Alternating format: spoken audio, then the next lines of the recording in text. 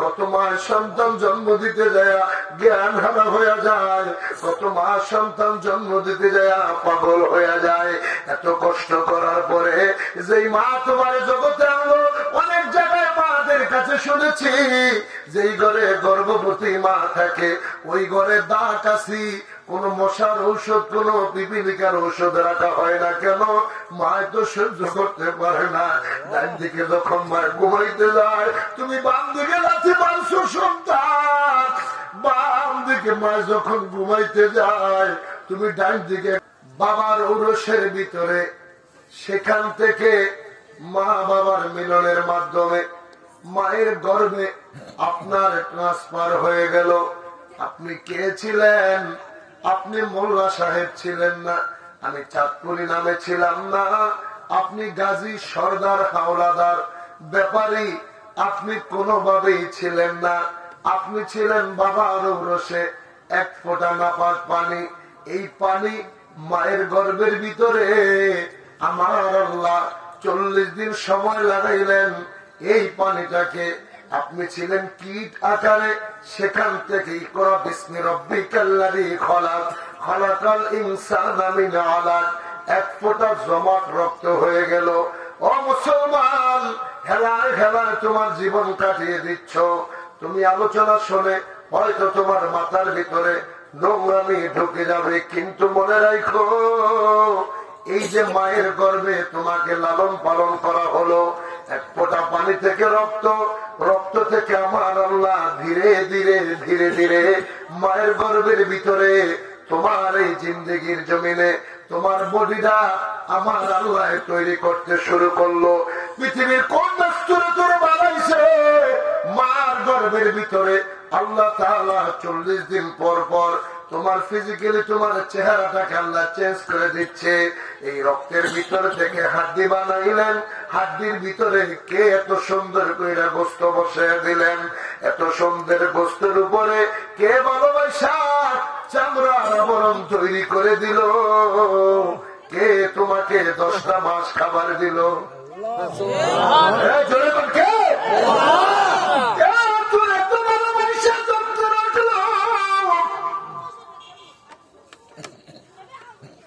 তুই বান্দা জবাব দিয়ে আল্লাহ আল্লাহ বলে ডাক দিবি। এই কারণে তোরা ভালোবাসা নাপাক পানি খাওয়া হারাম।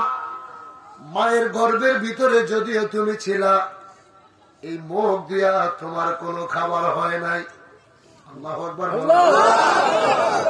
আমার আল্লাহ সিদ্ধান্ত নিলেন এই জবান দিয়া বান্দা আমার আল্লাহ কইয়া ডাক দিব, এই জবান দিয়া বান্দা আমার জিকির করব, এই জবান দিয়া বান্দা কোরআন তেলাওয়াত করব, এই জবান দিয়া বান্দা আমার নবীর দুরূদ পড়ব। অতএব এই মুখ দিয়ে আমি অপবিত্র কোনো কিছু খাওয়াইতে পারবো না। তাইলে আপনার খাবার কোত্থেকে আসবে?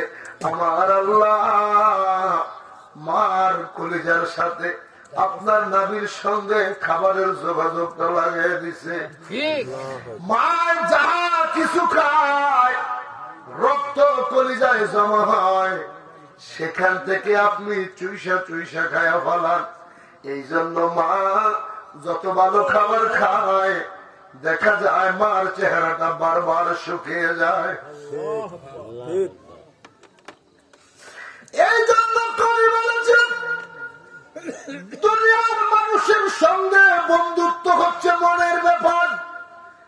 মনে চাইছে বন্ধু করেছি, আবার মনে চাইছে বন্ধুত্ব বাদ দিয়ে দিছি। কিন্তু মার সঙ্গে সন্তানের সম্পর্কটা বন্ধুত্ব না, মনের ব্যাপার না। এই সম্পর্কটা হচ্ছে কলিজার সঙ্গে সম্পর্ক।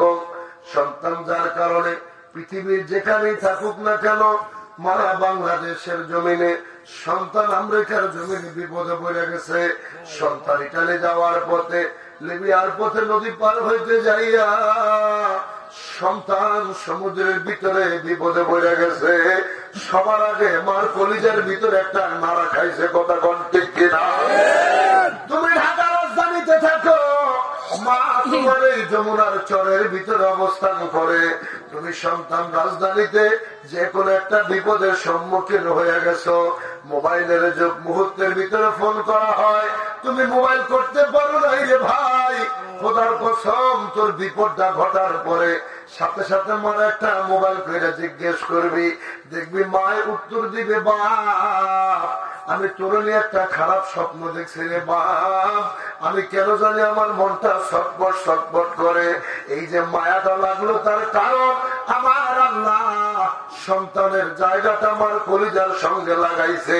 এই সন্তান 10টা মাস মা রক্ত খায় যখন বড় হয়েছি, এই সন্তান যখন পৃথিবীতে আসার সময় হলো, 10টা মাস তোমার পা গুলো নিচের দিকে, মাথাটা তোমার উপরের দিকে।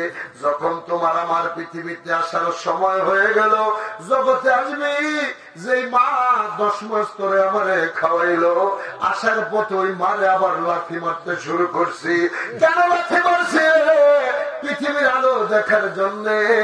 আমার আল্লাহ পৃথিবীতে আমাকে আনবে, তুমি আমি চাইলেও লাথি মারছি, না চাইলেও আমার কলিজায় লাথি মারছি। একটা লাথি মাইরা মাইরা পৃথিবীর দিকে আমরা অগ্রসর হয়েছি। আল্লাহর কোরআন বলে, এই যে মার কলিজার সঙ্গে লক্ষ লক্ষ তার আমার আল্লাহ নিযুক্ত করে দিছে। সন্তান যখন পৃথিবীতে আসতে যায়, একটা লাথি মারে কলিজার রগ গুলো টাস টাস করে ছিঁড়ে যায়, আর মা হাউ মাউ করে চিৎকার দিতে থাকে। মা সহ্য করতে পারে না, এত কষ্ট করার পরেও কত মা সন্তান জন্ম দিতে যায় জীবন দিয়া দেয়, কত মা সন্তান জন্ম দিতে যায় জ্ঞান হারা হয়ে যায়, কত মা সন্তান জন্ম দিতে যায় পাগল হয়ে যায়। এত কষ্ট করার পরে যেই মা তোমার জগতে আনলো, অনেক জায়গায় মাদের কাছে শুনেছি যেই ঘরে গর্ভবতী মা থাকে ওই ঘরে দা কাশি, কোন মশার ঔষধ, কোন পিপিলিকার ঔষধ রাখা হয় না। কেন? মায় তো সহ্য করতে পারে না। ডান দিকে যখন মায় ঘুমাইতে যায়, তুমি বাম দিকে লাথি মারছো সন্তান, বাম দিকে মায় যখন ঘুমাইতে যায় তুমি ডান দিকে একটা লাথি মারছো। মায় সহ্য করতে পারে নাই, দাঁড়িয়ে দাঁড়িয়ে কাঁদছে, চাইছে জীবনটা দিয়ে দিতে, আর তো কষ্ট সহ্য করতে পারে না রে বাপ। এই জন্য মায়েরা ঘরের ভিতরে দাগ আছে, কোন বিষাক্ত ঔষধ রাখতো না। এত কষ্ট করার পরেও ওই মা যখন তোর জন্ম দেয়, জ্ঞানটা হারাইয়া ফেলাইছে, চোখটা মেইলা মায় দুনিয়ার কোনো কথা কয় না, ডাক দিয়ে কয়, মাগো আমার সোনামণি কই, আমার বাবাই কই।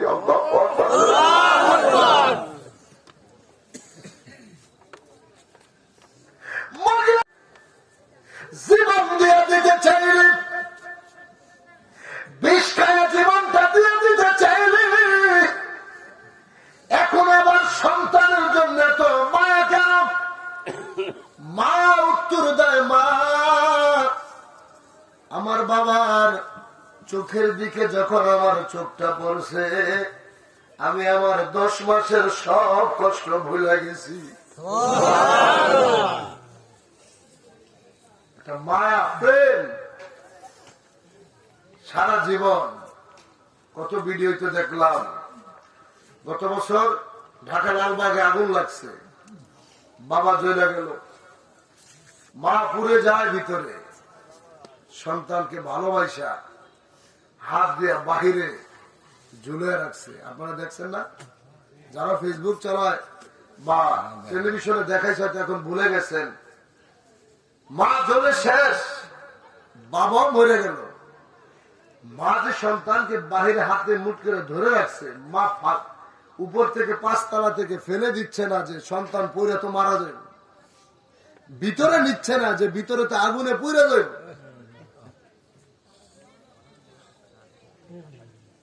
ভিতরে নিচ্ছে না আগুনে জ্বলে যাবে, বাইরে ফেলে দিচ্ছে না নিচে পড়ে মারা যাবে, এরপরও হাতে ধরে রাখছে। কিন্তু সন্তানটা তো বাঁচতে পারে না আগুনের তাপে, কিন্তু মা তো চাইছে বাজান যদি পৃথিবীতে বাঁচা থাকে। কি এরকম আপনার জীবন বলেন, আমার জীবন বলেন, ওনার জিন্দেগি বলেন, একই ঘটনা ঘটছে। পৃথিবীর সব মাই মা, হোক মা কোটিপতি, হোক মা রাস্তার পাগল, হোক মা ভিক্ষুক, কত সময় মিডিয়াতে দেখি কত পাগল মা, ঢাকা রাজধানীতে এই জাতি তো নষ্ট হয়ে গেছে। রাস্তায় যে কোনো ভাবেই হোক মানুষের দুর্বলতাটাকে মানুষ বেশি ফলো করে, যারা দুর্বল থেকে তারই ধরে। মা গুলো রাস্তায় সন্তান জন্ম দেয়, পাগল, কিন্তু তারপরও সন্তানকে তো মা বলে না।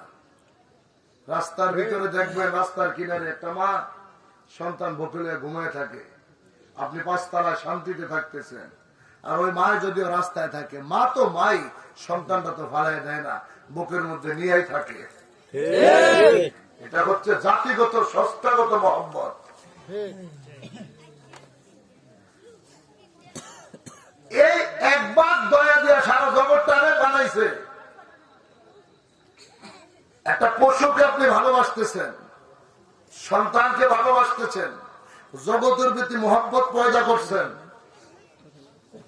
বাবা জীবন দিবে, বাবা সারাদিন অক্লান্ত পরিশ্রম করে, ফজর আজান দিলেই জমিনে যায়, সারাদিন মাটি কাটে, রিক্সা চালায়, ভ্যান চালায়, টেলাগাড়ি টেনে। কাদের জন্য? আপনাদের মনে হচ্ছে খারাপ লাগতেছে কথা? শুধু আমাদের জন্য। আজকে আপনি দাঁড়িয়েওয়ালা মুরব্বী হয়েছেন, বাবা হয়েছেন। আচ্ছা, আপনি আপনার সন্তানকে, এখন আপনাদের কাছে প্রশ্ন, এই পৃথিবীতে আপনার সন্তান যদি এখন অসুস্থ হয়, ডাক্তার যদি বলে চিকিৎসা লাগবে, বাবার কাছে টাকা নাই, বাবা প্রয়োজনে চুরি করবে, তারপর সন্তান তাকে সুস্থ করবে। সারা রাত ঘুমাচ্ছেন, এই যে এত প্রচন্ড শীত গেল, সন্তান যদিও প্রস্রাব করছে, হোক সেটা মা, হোক সেটা বাবা, একটু পর পর সন্তানের প্রতি হাত লাগায় যে জায়গাটা কি ভিজে গেল কিনা। যদি দেখে ভিজে গেছে, মা ওই জায়গাটায় যায়, সন্তানটা ডাইন পাশ থেকে বাম পাশে নিয়ে আসে। আবার কখনো বাবা দেখে যে বাজান কি ভিজে গেল, যদি দেখে ভিজে গেছে, আমার বাপ বুকের মধ্যে নিয়ে শোয়ায়। এই যে মহব্বত সন্তানের প্রতি, আবার সন্তানকে বড় করতেছেন, শাদী দিচ্ছেন, মেয়েকে শ্বশুর বাড়ি পাঠাচ্ছেন, বুক সিরা কান্না, এত মহব্বত। আপনি জগৎ থেকে চলে যাবেন, আবার যাওয়ার সময় আবার সন্তান সন্তান, এই যে এত ভালোবাসা, পৃথিবীর প্রতি এত টান। আপনি মনে করেন পাহাড় গুলো, এত বড় বড় পাহাড়, এই পাহাড়ের ভিতরে কোটি কোটি গাছ, এটি কে লাগাইছে? আল্লাহ। বিবেককে প্রশ্ন করেন, আল্লাহ একবার দয়া দিয়ে আল্লাহ কত কিছু চালাইছে চলে। এই একবারের কথাই কিন্তু বলতে আপনাদেরকে বুঝাইতে প্রথম থেকে শুরু করছি। আপনার বাড়িতে একটা গাছ লাগাইলে কত কীটনাশক ওষুধ দিতে হয়, কত মেডিসিন দিতে হয়, আর পাহাড়ের ভিতরে কোটি কোটি গাছ, কে ওষুধ দিছে? আল্লাহ রহমত। কেউ কি লাগাইছে? না। কেউ ওষুধ দিছে? না।